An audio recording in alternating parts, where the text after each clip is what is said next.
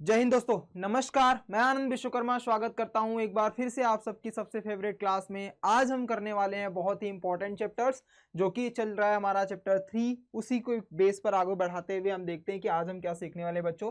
तो linear equations इन two variable के exercise यानी एनसीईआरटी अभी हम सॉल्व कर रहे हैं, और उस एनसीईआरटी के 3.2 के हमने क्वेश्चन 1 और क्वेश्चन 2 तक कर लिया है। आज हम करने वाले हैं क्वेश्चन 3। जैसा मैंने आपसे प्रॉमिस किया था बेटा कि आज की जो पूरी क्लासेस रहेगी वो वर्ड प्रॉब्लम को सॉल्व करने वाली रहेगी, यानी जिसमें वर्ड प्रॉब्लम को आपको बहुत ज़्यादा मिस्टेक्स आती हैं, प्रॉब्लम्स आती हैं, सर सॉल्व नहीं होता है, समझ में नहीं आता कि कैसे लीनियर इक्वेशंस बनाए जाते हैं वर्ड प्रॉब्लम को पढ़ करके। तो आज हम उस सारे क्वेश्चंस एनसीईआरटी को लेकर के आया हूं बेटा, और ये सारे इंपॉर्टेंट है। एज जैसे मैंने आपको बताया था कि सारे नाम लिख करके मैंने बता दिए थे बेटा कि कौन कौन से मोस्ट इंपॉर्टेंट चीज़ें आती हैं। जैसे एज बेस्ड क्वेश्चंस आता है, फ्रैक्शन बेस्ड आता है, नंबर बेस्ड आता है, और उसके बाद TSD time speed and distance, time work, boat and stream वाला पे कॉन्सेप्ट, ये सारी चीज़ें मैंने पहले ही ऑलरेडी आपसे डिस्कस कर लिया है। बट उसके बेस पर क्वेश्चन सॉल्व कैसे होते हैं वो आज हम पूरा बेसिक से सॉल्व करेंगे बेटा। तो सबसे पहले हम एनसीईआरटी खत्म करते हैं, और एनसीईआरटी क्वेश्चन नंबर 3.2 के क्वेश्चन नंबर 3 से हम स्टार्ट कर रहे हैं बच्चा। तो ध्यान से समझते चलना,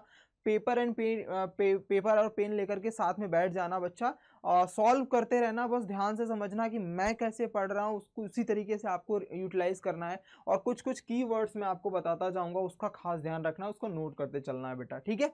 चलिए आते हैं। तो हमारा आज का टॉपिक्स का क्या होने वाला है कवर, एक्सरसाइज 3.2 का पार्ट 2, यानी इसको मैं बोल दूं पार्ट 2 होने वाला है हमारा, जो कि क्वेश्चन 3 का सब सेक्शन 1 से लेकर के 6 तक हम क्वेश्चंस करने वाले हैं, ठीक है। डन। चलिए आइए पहले क्वेश्चंस पर चलते हैं बच्चों। पहला क्वेश्चंस लिखा है आपका, पहला क्वेश्चंस लिखा है, एम ऑडिबल, विजिबल, आवाज आ रही है सही से, एक बार कंफर्म कर दो बच्चों। Okay done. चलो देखो बेटा, the difference between two numbers is 26 and the one number is thrice 3 times the other one, find them. अब इस क्वेश्चंस को पढ़ने से सबसे पहले बेसिक से समझो बच्चा। एक तरीके से ये नंबर बेस्ड पर क्वेश्चंस आ गया है, लेकिन इतना लुल्लू पुंजू वाला क्वेश्चंस आपको नहीं दे सकता, क्योंकि एग्जामिनर जब भी देगा तो 3 मार्क्स के लिए दे देगा। क्या पता उसका दिमाग घुमा तो 1 मार्क्स के लिए दे सकता है, लेकिन इतना लुल्लू पुंजू वाला क्वेश्चंस आपको नहीं देगा बेटा। लुल्लू पुंजू का मतलब क्या होता है, इजी पीजी। जैसे मैं आपसे बोलूं बेटा कि तो फिर कैसा देगा सर, ये लाइनें सारी वही रहेंगी, बस वो अल्टरनेट करके देगा। पहले इसको सीख लो आप, उसके बाद फिर मैं वो क्वेश्चंस भी लेकर के आऊंगा, सिखाऊंगा। जब हमारी इसकी तीसरी क्लासेस होगी उसमें हम ध्यान से सीखेंगे बच्चों कि क्वेश्चंस को कैसे पढ़ा जाता है। पहले यूनिट डिजिट क्या होता है, टेंस डिजिट क्या होता है, ये सारी चीजें हमने बचपन में पढ़ रखा है। उसके बेस पर क्वेश्चंस को समझते हैं पहले कैसे सॉल्व होता है। तो जब भी आप वर्ड प्रॉब्लम को सॉल्व करो ना बेटा, एक एक सेंटेंस को पकड़ा करो, और उस सेंटेंस को पढ़ो पहले से, सॉल्व करो लास्ट से। सर इसका क्या मतलब है, ध्यान से समझना बच्चा। जब भी आप वर्ड प्रॉब्लम के क्वेश्चंस को पढ़ रहे हो ना, तो पढ़ो स्टार्टिंग से, लेकिन जब सॉल्व करने की बात आएगी, तो याद रखना बेटा, रिवर्स तुम्हें पढ़ करके लिखना है उसको। कैसे सर, दिखाता हूं मैं बेटा। देखो अभी मुझे ऐसा लग रहा है द डिफरेंस बिटवीन, और एक एक सेंटेंस ही पढ़ना है। ऐसा नहीं है कि एक फुल स्टॉप से दूसरा फुल स्टॉप के बीच में पढ़ो, वहां से कुछ मिल रहा है उसको नोट कर लो, फिर उसके बाद आगे बढ़ो। इससे क्या होगा, बहुत हेल्प मिलेगी बेटा आगे। आइए देखो कैसे पढ़ते हैं बेटा। द डिफरेंस, पहले ही बता रहा है कि ये डिफरेंस किया जा रहा है किसके बीच में, दो नंबर्स के बीच में। कौन से दो नंबर होंगे मुझे नहीं पता। इज 26, मतलब इन्होंने बोल रहे हैं कि ये जो डिफरेंस है ना ये 26 है। ध्यान से समझना बच्चा, ये जो डिफरेंस है मतलब डिफरेंस आएगा किसके बीच में, दो नंबर। अब दो नंबर कौन है मुझे नहीं पता, तो दो नंबर के बीच का डिफरेंस इन्होंने 26 दे दिया है। आगे और बोल रहे हैं, मतलब यहां से तो एक स्टेटमेंट इन्होंने दे दी कि दो नंबरों के बीच का डिफरेंस कितना है बेटा, 26 है, मैंने लिख लिया। आगे क्या लिखा है, एंड वन नंबर, मतलब अब ये कुछ कंडीशंस दे रहे हैं। And one number is 3 times the other, मतलब वो जो दो नंबर की बात कर रहे हो ना, उसमें से एक नंबर दूसरे नंबर का 3 टाइम है। मतलब सर इसका मतलब क्या है, अगर पहला नंबर 2 होगा तो 3 टाइम्स कौन सा होगा, 6 हो जाएगा दूसरा नंबर। अगर पहला नंबर 3 है तो 3 टाइम्स दूसरा नंबर कौन सा, 9। समझ में आ गया बेटा, मतलब जो भी नंबर आप पहला डिसाइड करोगे उससे 3 टाइम्स आपको दूसरा नंबर मिल जाएगा। ये इन्होंने कंडीशन बोला है। उसके बाद बोल रहे हैं फाइंड देम। अब यहां तक तो सर मुझे कुछ समझ में नहीं आया, लेकिन एक चीज समझ में आ रही है कि दो नंबरों की बात की जा रही है और वो दो नंबर यहाँ पे मिसिंग है। तो हमें क्या पहली प्रायोरिटी बनती है बेटा वर्ड प्रॉब्लम को सॉल्व करने के लिए, जो चीज मिसिंग होती है उसी को सपोज किया जाता है। तो हम कैसे करेंगे, लेट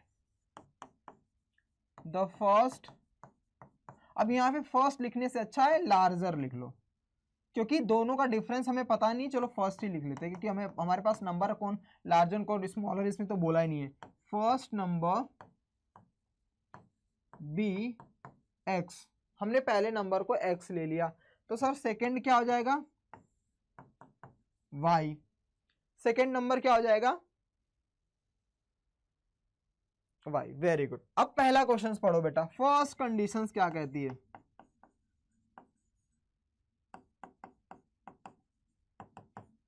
फर्स्ट कंडीशंस कहता है the difference between two number is 26। दो नंबर मिल गए आप और डिफरेंस क्या होता है माइनस, मतलब पहले में से दूसरे को घटाओ, दूसरे में से पहले को घटाओ। बस ध्यान रखना कि बेटा जो आप यहाँ पे काम करोगे, जो यहाँ से ध्यान रखोगे, आगे प्रोसेसर वही करते चलना है बेटा। तो अब यहाँ पे देखो बेटा, मैंने पहला नंबर लिखा है तो हम समझ लेते हैं कि पहले में से दूसरे को माइनस करने पर मेरा आंसर 26 आ रहा है। इक्वेशन 1 हमने बना दिया, मतलब दो के बीच का डिफरेंस उन्होंने 26 दे दिया है।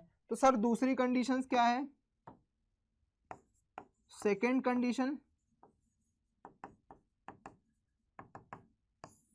तो सेकेंड कंडीशन कहा जा रहा है कि जो पहला नंबर है, पहला नंबर कौन सा बेटा, पहले नंबर को हमने x लिया है, वो दूसरे नंबर का, यानी जो पहला नंबर है वो दूसरे नंबर का 3 टाइम्स है, मतलब ये वाला इस नंबर का 3 टाइम्स है। बट मुझे अगर बीच में इक्वल लगाना है तो इधर 3 टाइम्स ये ज्यादा है, मतलब ज्यादा नहीं 3 टाइम्स है इसका, ये वाला नंबर इसका 3 टाइम्स है और मुझे दोनों को इक्वल करना है। तो मैं 3 टाइम्स का मल्टीप्लाई इधर ना करके अगर इधर कर दूं तो दोनों सेम हो जाएंगे ना बेटा।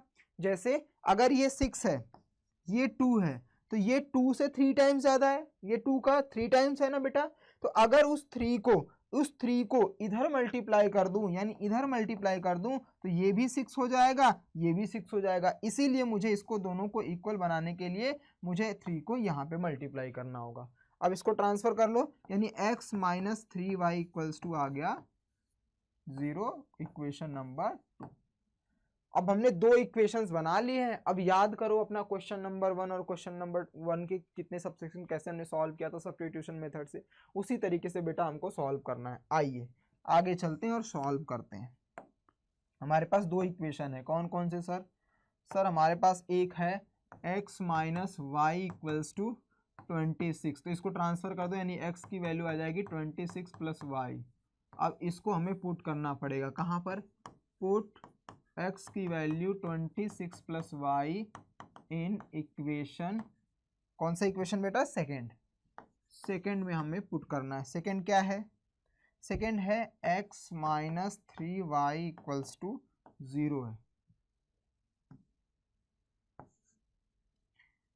अब देखो x की जगह पे ये रखना है, मतलब 26 plus y minus 3y equals to 0। हमने x के प्लेस पर ये नंबर रख दिया है, ठीक है?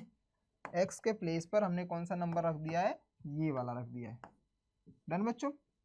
अब देखो 26 में से ये प्लस वाई, ये माइनस 3y, तो 26 माइनस 2y हो जाएगा कि एक माइनस कर देंगे, इक्वल्स टू 0। तो minus 2y equals to minus 26, क्योंकि प्लस 26 को इधर फेंक देंगे तो माइनस 26, माइनस माइनस से गया 2 1 जा 2 13 जा, तो y की वैल्यू सर आ गई 13।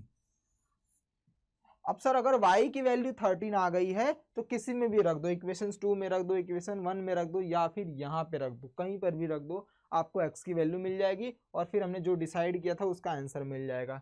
तो देखो बच्चों, दिख रहा है इधर? हाँ, y की वैल्यू 13 आ गई है तो उस इक्वेशन में, यानी y की वैल्यू इसमें पुट कर दो बच्चों, इसमें पुट कर दो, इसमें। यानी क्या लिखा है आपका, देखो ध्यान से बच्चों,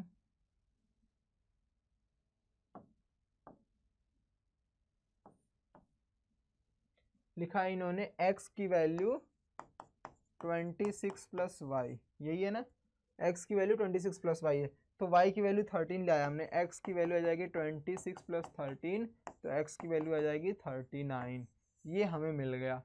अब हमें यहाँ तक हमने लिख दिया है। उसके बाद तो फर्स्ट नंबर क्या आ जाएगा? x की वैल्यू क्या आ गई है बेटा? 39। तो इसलिए हम लिखेंगे therefore first number equals to 39,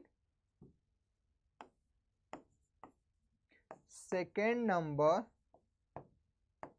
equals to 13। ये आपका फाइनल आंसर होगा।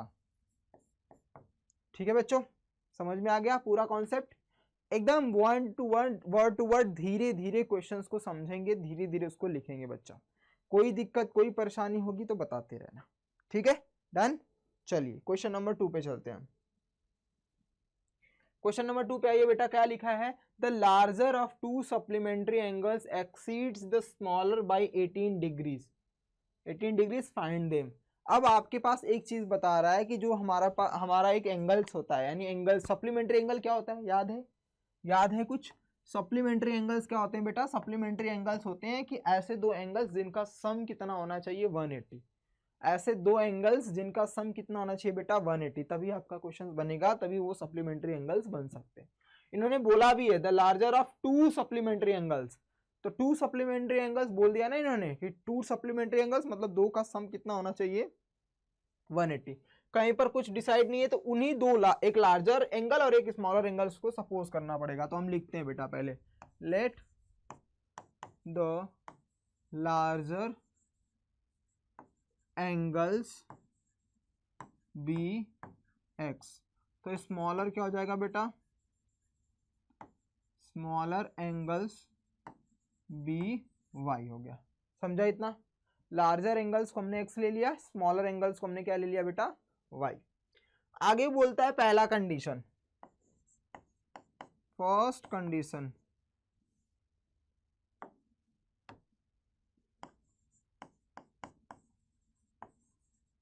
फर्स्ट कंडीशन कहता है आपको कि भैया जो सप्लीमेंट्री एंगल होना चाहिए, मतलब x प्लस वाई की वैल्यू आनी चाहिए 180। इक्वेशन 1 बना दिया हमने। दूसरा पढ़ो बेटा, आगे बोलता है कि जो दो, मतलब अब यहां से भूल जाओ, इसको भूल जाओ आप। अब यहां पे बोलता है, यहां से यहां तक भूल जाओ, द लार्जर एक्सीड है स्मॉलर से कितना बेटा, 18। तो एक्सीड का मतलब होता है ज्यादा है, मोर देन है, मतलब ये जो लार्जर वाला है ना, ये स्मॉलर वाले से 18 ज्यादा है। इसका मतलब क्या है कि दोनों के बीच का डिफरेंस ही 18 होगा। अच्छा आप मुझे बताओ, अगर कोई 20 है, 20 है, और अगर कोई 2 है, तो मैं बोल सकता हूं ना कि 20 जो है वो 2 से 18 ज्यादा है, यानी एक्सीड्स है। तो मैं 20 माइनस 2 करूंगा तभी तो 18 आएगा। उसी तरीके से यहाँ पर लार्जर वाले का, यानी सेकेंड कंडीशन को अगर हम पढ़ेंगे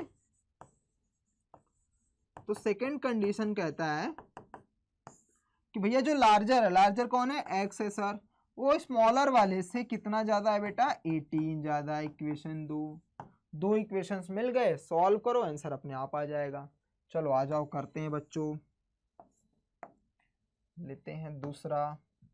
आइए क्या लिखा है पहला, x plus y equals to 180, तो इसको लिख सकता हूं ना, x की वैल्यू 180 माइनस वाई, रख सकता हूं ना इसको, इक्वेशन 1 को प्लस वाई को इधर भेज दिया माइनस, क्योंकि सब्स्टिट्यूशन मेथड से सॉल्व करना है बच्चा, तो एक वेरिएबल में चाहिए ही चाहिए। तो हमने लिखा sir, put x equals to 180 minus y in equation 2 क्या है sir, x minus y, x minus y equals to 18। तो x की जगह पर हमने लिखा sir 180 minus y equals to 18। तो 180 minus minus minus 2y equals to 18। तो सर माइनस 2y की वैल्यू 18 माइनस 180 आ जाएगी। तो सर माइनस 2y की वैल्यू कितनी आ जाएगी, इनमें से सब्ट्रैक्ट करोगे तो 10 कम करोगे 70, 8 कम करोगे 62। सर माइनस माइनस से गया तो y की वैल्यू 162 डिवाइड बाई 2 मतलब 81। तो सर y की वैल्यू 81 तो हमारे पास आ गई। अब क्या करें सर, y की वैल्यू 18 तो आ गई, बस रख दो, इसमें रखना है, चाहे इसमें रखना है या इसमें रखना है, कहीं भी रखो बेटा आंसर आ जाएगा आपका। रखो, फिर हम रखेंगे किसमें, इस वाली में। देयरफॉर x की वैल्यू क्या है, देयरफॉर x की वैल्यू 180 माइनस 81, यानी 180 माइनस वाई था, तो इसको लिख सकता हूँ 180 माइनस 81, तो लेस करेंगे कितना हो जाएगा 99, तो x की वैल्यू आ जाएगी बेटा 99। ठीक है, x की वैल्यू 99, y की वैल्यू 81। तो भैया लार्जर एंगल कौन होगा, सर x की वैल्यू 99 है तो लार्जर 99 हो जाएगा। स्मॉलर एंगल कौन सा होगा बेटा, 81। अब इन दोनों का सम देखोगे तो ये 180 भी आ रहा है, और इन दोनों का डिफरेंस देखोगे, इन दोनों का डिफरेंस देखोगे 81 और 99 का, तो इनके बीच में भी 18 का डिफरेंस आ रहा है, मतलब हमारा आंसर करेक्ट है। तो हम यहाँ पे लिख देंगे therefore larger angle equals to 99 और स्मॉलर एंगल इक्वल्स टू 81। बस यही आपका आंसर हो जाएगा। ठीक है बच्चा, दिख नहीं रहा है, कट रहा है साइड से एंगल? अच्छा ठीक है ठीक है, मैं इधर लिख देता हूँ, यहाँ तक दिख रहा है ना? चलो, therefore larger equals to 99 angles,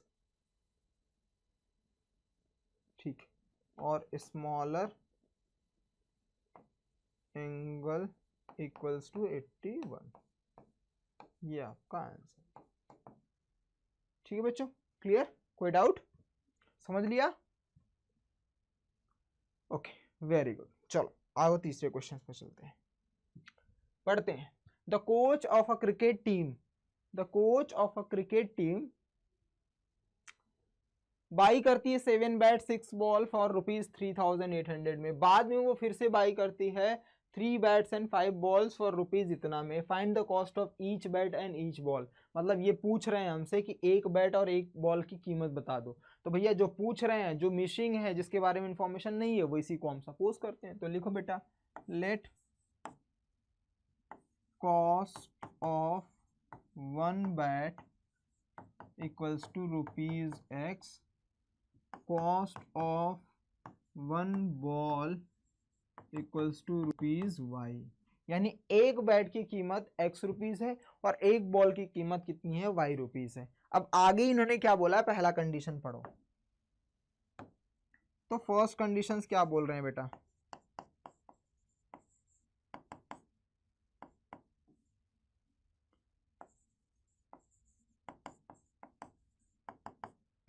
first conditions कह रहे हैं कि 7 बैट, एक बैट का अगर X रुपीज है तो 7 बैट 7X हो जाएगा।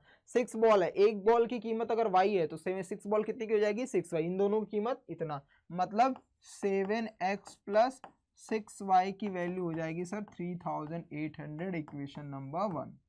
तो भैया इसको सॉल्व करके X के फॉर्म में बना दो, यानी 7X इक्वल्स टू हो जाएगा सर 3800 माइनस 6Y। तो सर x की वैल्यू आ जाएगी 3800 माइनस 6y अपॉन में 7। इसी को हमें पुट करना होगा इक्वेशंस 2 में। उससे पहले सेकंड कंडीशंस बोल लेते हैं। सेकंड कंडीशंस कहता है, सेकंड कंडीशन पढ़ो बेटा, क्या लिखा है, क्या बनेगा? वेरी गुड बच्चों, वेरी गुड। सेकेंड कंडीशन भी यही बोलेगा, 3x plus 5y equals to 1750, मतलब 3x plus 5y equals to 1750, equation number 2। यहाँ तक समझ में आ गया सबको? कोई डाउट, कोई परेशानी तो बता दो बच्चों। आगे क्या लिख रहे हैं ये भाई साहब? ये लिख रहे हैं, अब हमें बताना है, बस 2 इक्वेशन है, इसकी वैल्यू को इसमें पुट करना है। तो लिखो बेटा, पुट x की वैल्यू 3800 माइनस 6y अपॉन 7 इन इक्वेशन 2 में रखना है बच्चों। तो 2 यहाँ पे है बेटा, रखो। 3 देखो, ये ध्यान से देखो, 3x, x के प्लेस पर अब ये रखना है, ये x है ना, इसे x के प्लेस पर ये रखना है। तो 3 ब्रैकेट में 3800 माइनस 6y अपॉन में 7 ये रख दिया, प्लस 5y इक्वल्स टू कितना है बच्चा? 1750। ध्यान से समझते चलो। अब 3 का इसमें मल्टीप्लाई कर दो, तो 0 0 3 8 जा कितना होता है? 24, 2 आएगा, 3 3 जा 9 2 11 माइनस 18y अपॉन में 7 है बच्चों। देखो अपॉन में 7 है, तो 7 का क्रॉस मल्टीप्लाई कर दो। चलो इसको एक स्टेप और बढ़ा लेंगे बच्चों, कोई बात नहीं। माइनस 5y अपॉन में 1 कर दो इसको, 1750। अब ध्यान से देखो बेटा, इस पूरे का इस पूरे का यानी ये वाला पार्ट का जब 1 से मल्टीप्लाई करेंगे तो क्या आ जाएगा 11400 माइनस 18y ही आएगा।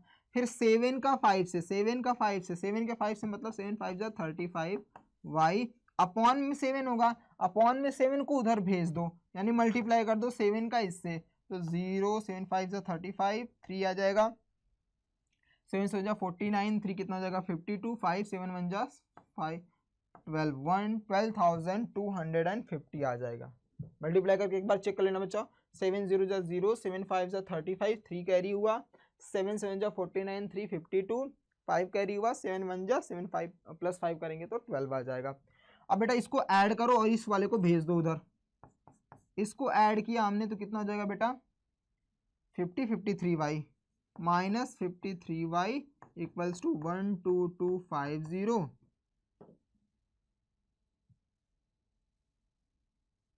इक्वल्स टू 1 2 नहीं माइनस है ना बेटा, माइनस ये वाला 11400।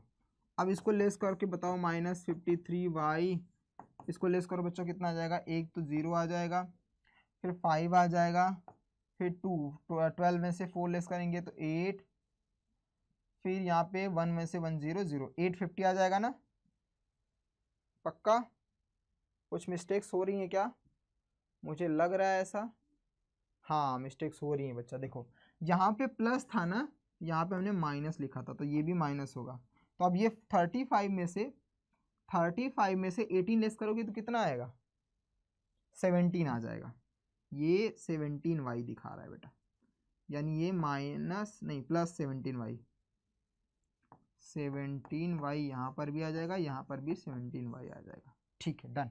तो अब देखो 17 का इधर डिवाइड कर दो तो y की वैल्यू हो जाएगी 850 डिवाइड बाई 17, कट पिट करोगे 17 1 जा तो ये आ जाएगा 50, यानी सर y की वैल्यू तो 50 आ गई, यानी मैं लिख सकता हूँ y की वैल्यू 50 तो आ गई हमारे पास।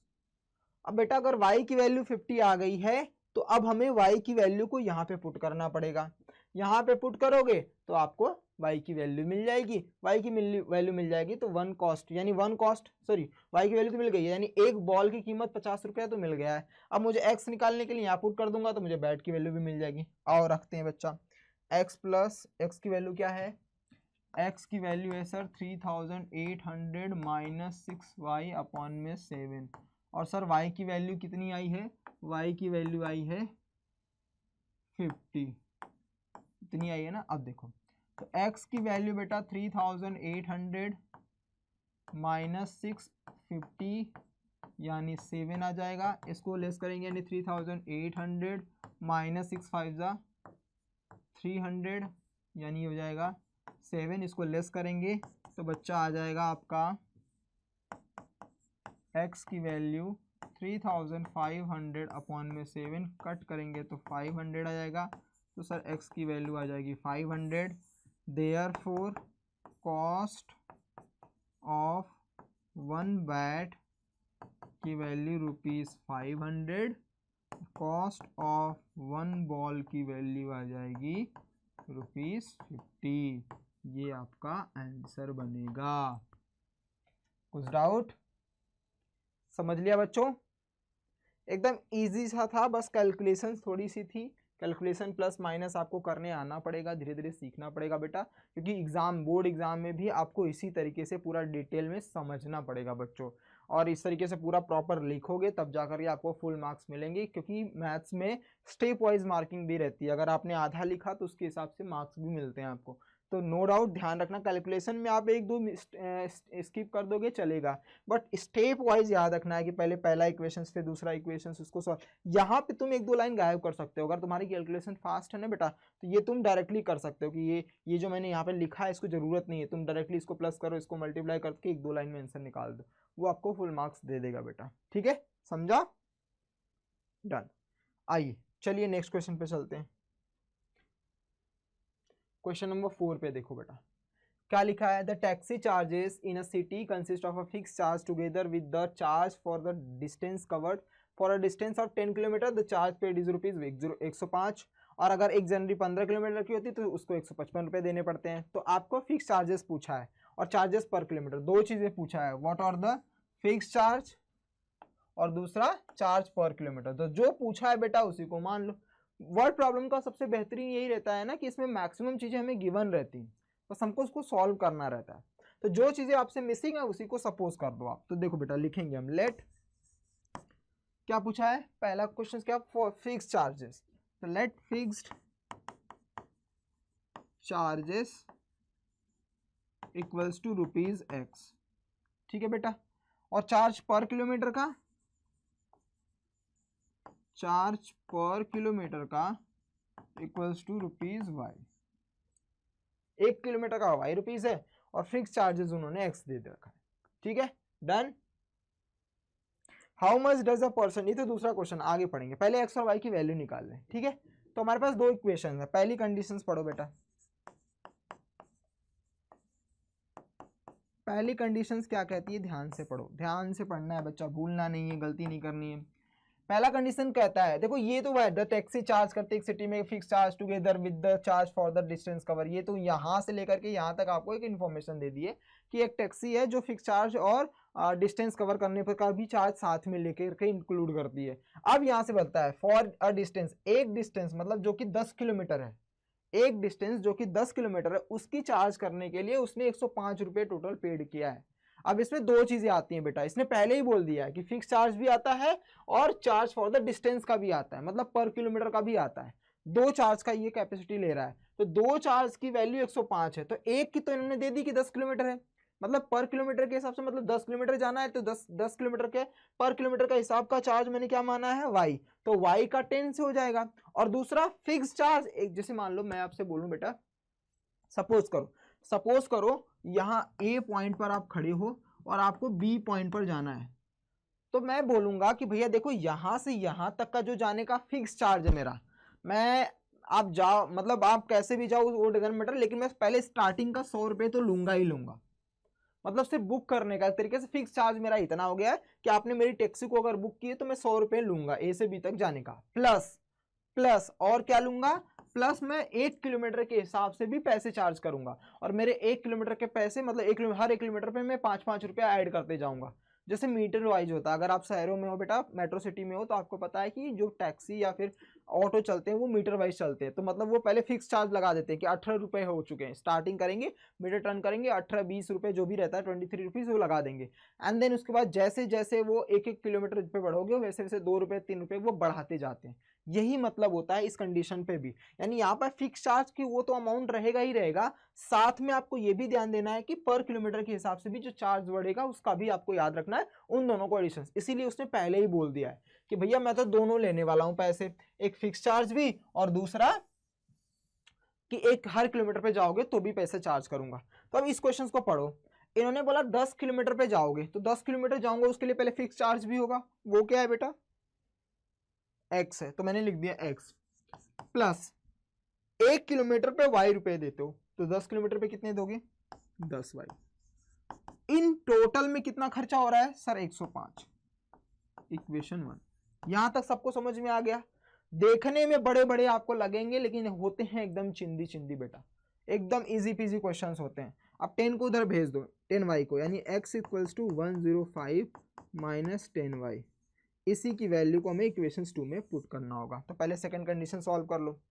सेकंड कंडीशन क्या कहती है, सेकंड कंडीशन कहता है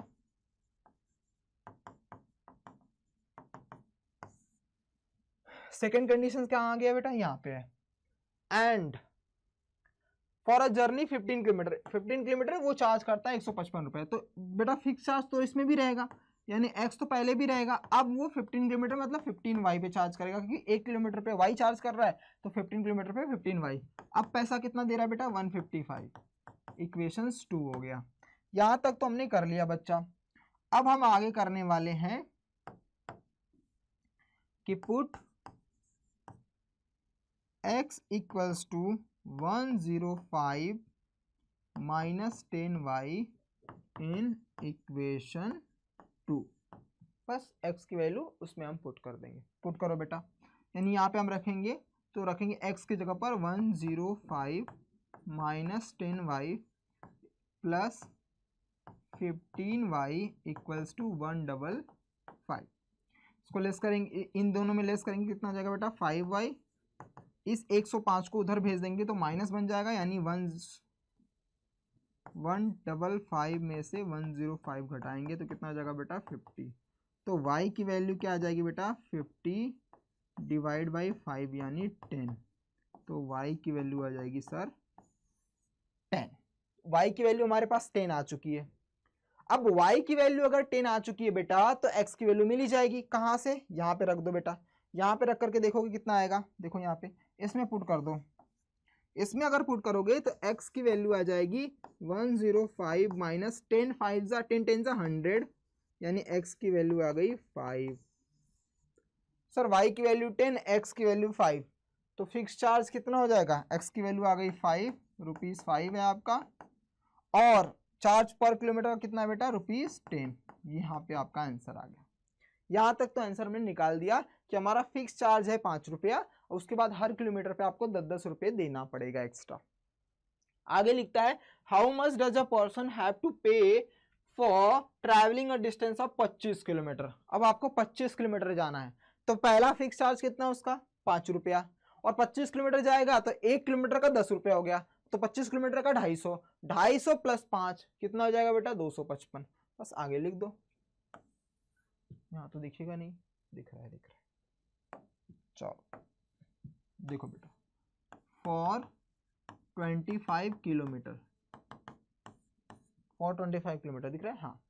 पहले किलोमीटर का फिक्स चार्ज कितना है बेटा, तो इसका हो जाएगा x प्लस 25y, यही होगा ना, यानी x की वैल्यू 5 प्लस 25 इंटू 10, यानी हो जाएगा 5 प्लस 250, यानी हो जाएगा 255 रुपीज़।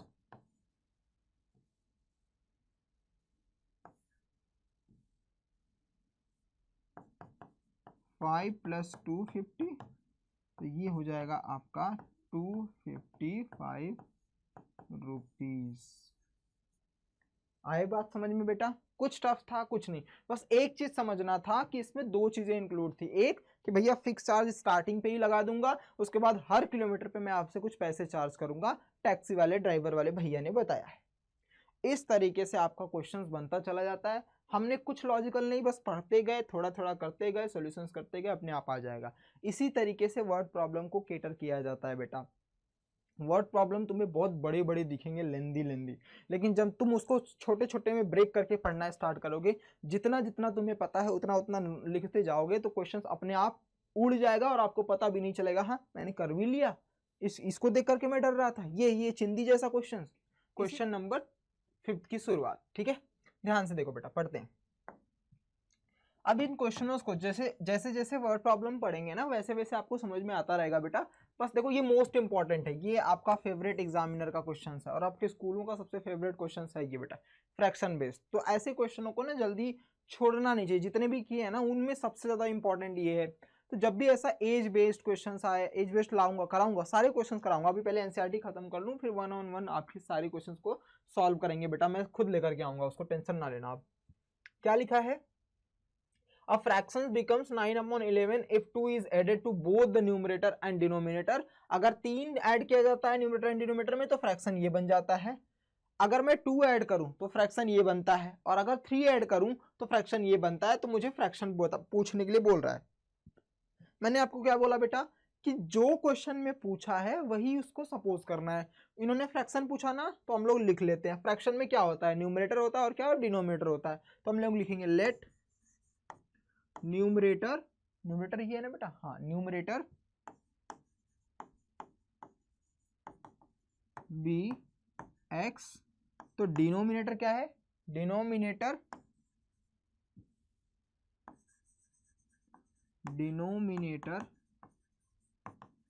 B Y. तो फ्रैक्शन क्या हो जाएगा, फ्रैक्शन बताओ बच्चा, सर x अपॉन वाई, मतलब न्यूमरेटर अपॉन डिनोमिनेटर, यही बोल रहा है। पहली कंडीशंस क्या बोल रही है, ध्यान से देखो। पहला कंडीशन कह रहे हैं भाई साहब कि जो पहली कंडीशन है सर, बस 2 ऐड कर दो। किसमें 2 ऐड करूं, न्यूमरेटर में भी और डिनोमिनेटर में भी। तो सर हमने ऐड कर दिया, न्यूमरेटर में भी +2 कर दिया और डिनोमिनेटर में भी +2 कर दिया। तो ऐड करते ही फ्रैक्शन कितना बन जाएगा सर 9/11। सबसे इजी होते हैं फ्रैक्शन वाले क्वेश्चंस। ये तीनों तो फिक्स कर लो, नंबर को मान लो, न्यूमरेटर को मान लो, डिनोमिनेटर को मान लो, फ्रैक्शन बोल दो, फिर जैसा जैसा बोलता है वैसा वैसा करते जाओ। फ्रैक्शन में न्यूमरेटर में भी 2 ऐड कर दिया, डिनोमिनेटर में भी 2 ऐड कर दिया, तो क्या बन जाएगा फ्रैक्शन 9/11। बस कुछ मत करो, क्रॉस मल्टीप्लाई करो बच्चा, क्रॉस मल्टीप्लाई करो। 11 का इधर करेंगे तो क्या हो जाएगा 11x, 11 2 जा 22 इक्वल्स टू 9y जा 9y प्लस 9 2 जा 18। ये कर लिया हमने, 9 2 जा 18। ठीक है, अब इसको सफल कर दो, इसको इसमें माइनस करो, इसको इधर माइनस करो, यानी 11x माइनस 9y की वैल्यू 18 माइनस 22 कर देंगे बच्चा। तो 11x माइनस 9y की वैल्यू कितनी आ जाएगी, यानी 11x minus 9y equals to क्या आ जाएगा बेटा, 80 में से 22 लेस करेंगे तो -4। इक्वेशन नंबर 1 बन जाएगा ये। ठीक है, अब एक टर्म में तोड़ लो, यानी x के टर्म में तोड़ लो, तो 11x इक्वल्स टू हो जाएगा -4 प्लस 9y। तो इसको x के टर्म में लिख सकता हूँ 9y माइनस 4 अपॉन में 11, ये वाली वैल्यू। अब इसको इक्वेशंस 2 में हमें पुट करना होगा, आंसर मिल जाएगा। चलो कंडीशंस 2 देख लो बेटा। कंडीशंस क्या कहती है 2 वाली, यानी सेकंड कंडीशन क्या कह रहा है, देखो उसको। सर सेकंड कंडीशंस ये कह रहा है कि अब हम 3 को ऐड कर दें न्यूमरेटर डिनोमिनेटर में, यानी x प्लस 3 कर दूं और y प्लस 3 कर दूं। तो सर अब जो मिलेगा ना मुझे वो 5/6 मिल जाएगा। फिर से क्रॉस मल्टीप्लाई करो, 6x जा 6x प्लस 6 3 जा 18, 5y जा 5y प्लस 5 3 जा 15। इधर ट्रांसफर करो, 6x minus 5y equals to 15 minus 18। तो ये बन जाएगा बेटा 6x minus 5y equals to -3 equation 2। अब x की वैल्यू को इक्वेशन 2 में पुट करना है, पुट करो बच्चा।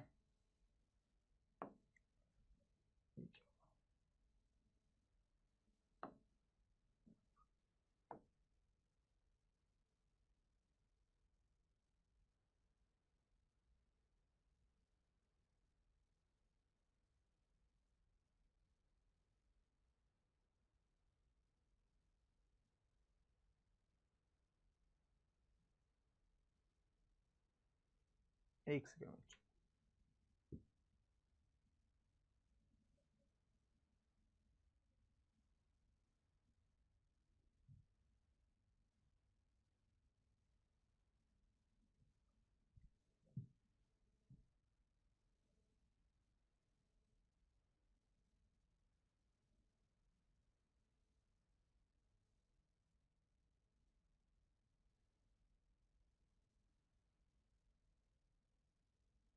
चलो आ जाओ बेटा।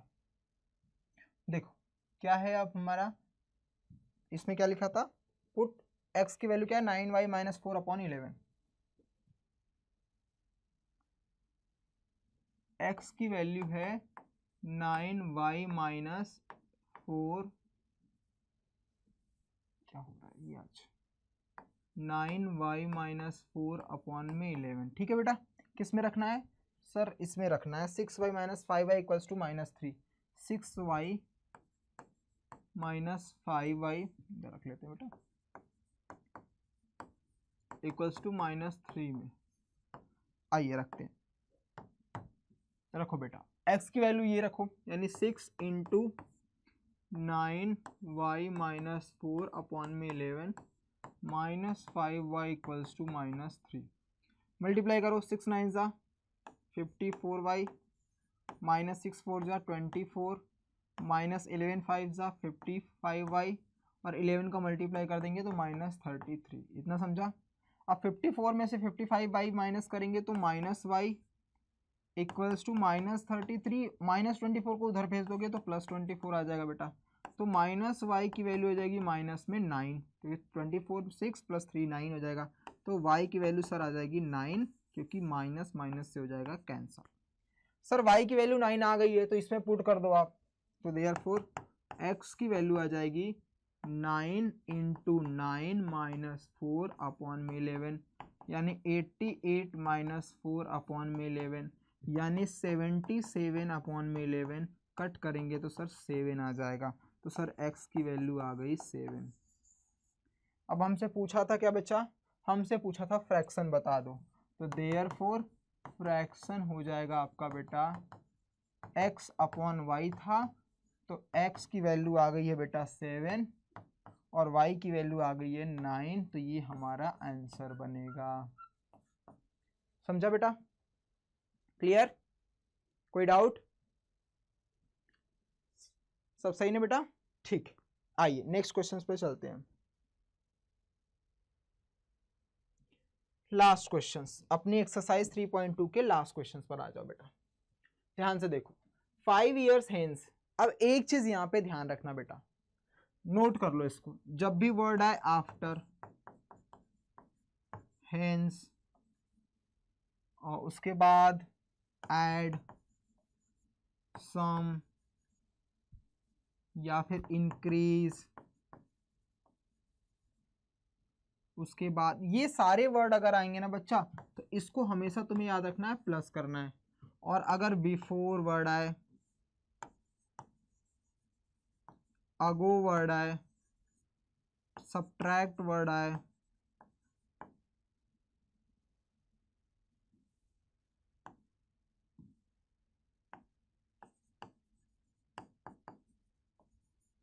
या फिर डिक्रीज वर्ड आए,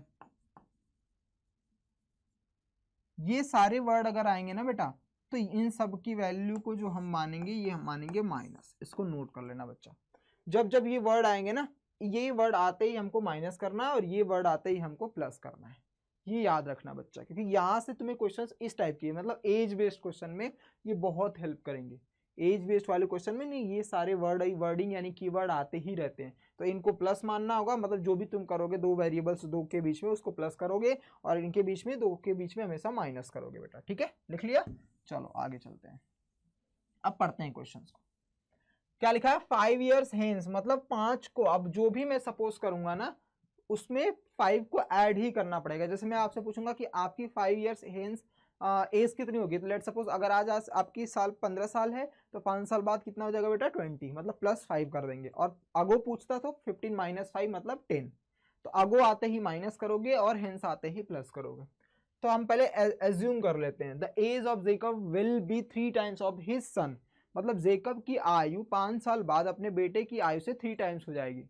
और अगर 5 साल पहले की बात करूं तो वो 7 times थी, तो कौन सी, यानी प्रेजेंट एज, इस समय उन दोनों की एज क्या होगी, यही पूछा है। तो यही हम ले लेते हैं, सपोज कर लेते हैं, let Jacob present age equals to x, तो उसके सन का, Jacob's son present age equals to y, ये हमने ले लिया बेटा, एक्स ले लिया प्रेजेंट एज जेकब की और वाई ले लिया उसके सन की एज का। ठीक है बेटा, अब आगे देख लो, दो कंडीशन देख लो, 5 years हेंस वाला देख लो, 5 years अगो वाला देख लो। तो पहले देखो पहला कंडीशन, फर्स्ट कंडीशन क्या कहता है? फर्स्ट कंडीशन ये कह रहा है कि भैया 5 साल बाद की बात कर रहा हूं मैं, तो अगर जेकब प्रेजेंट एज में एक्स है, तो 5 साल बाद कितना हो जाएगा? x + 5। और अगर सन आज की एज में y है, तो 5 साल बाद कितना हो जाएगा? ये भी y + 5 हो जाएगा। तो ध्यान से रखना, ये फर्स्ट कंडीशन में 3 times हो जाएगा, मतलब जेकब की एज कितनी जाएगी बेटा? x + 5। इसलिए मैं ध्यान से बोल रहा हूं आपको, ध्यान से पढ़ते चलना। प्रेजेंट एज अगर x है, तो 5 साल बाद कितनी हो जाएगी? x + 5, ये हो जाएगी।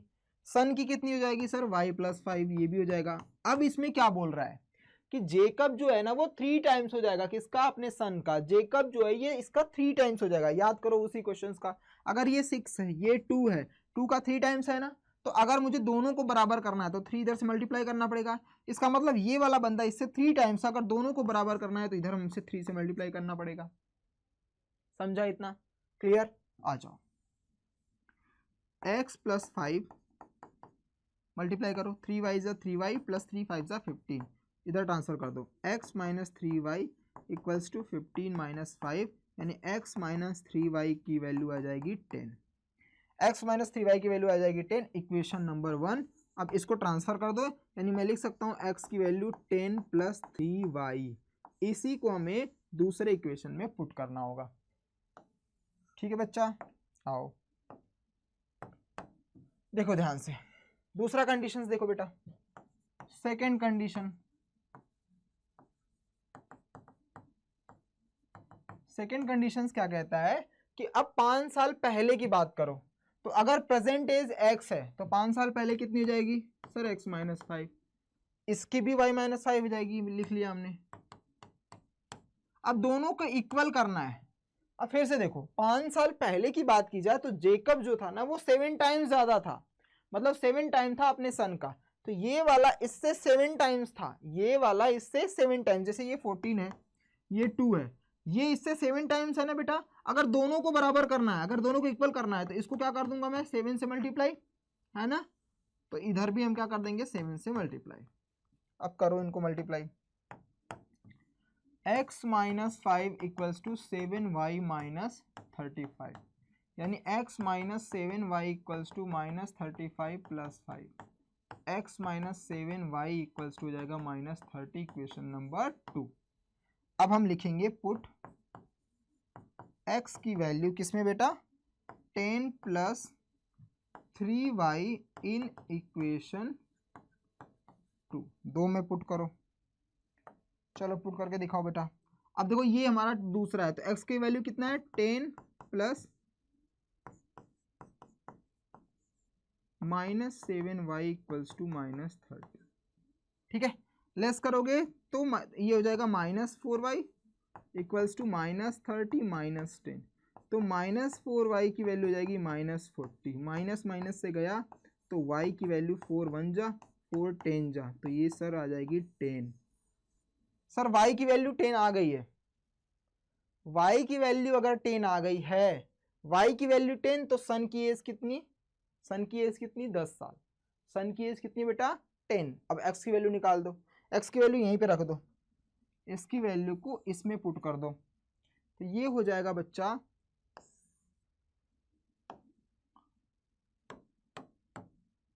देखो x equals to 10 plus 3 into y कितना है 10, यानी 10 प्लस 30, तो x की वैल्यू हो जाएगी सर 40, इतना, इसका 40 इयर्स, इसका 10 इयर्स, तो भैया ये आ जाएगा 40 और ये हो जाएगा 10,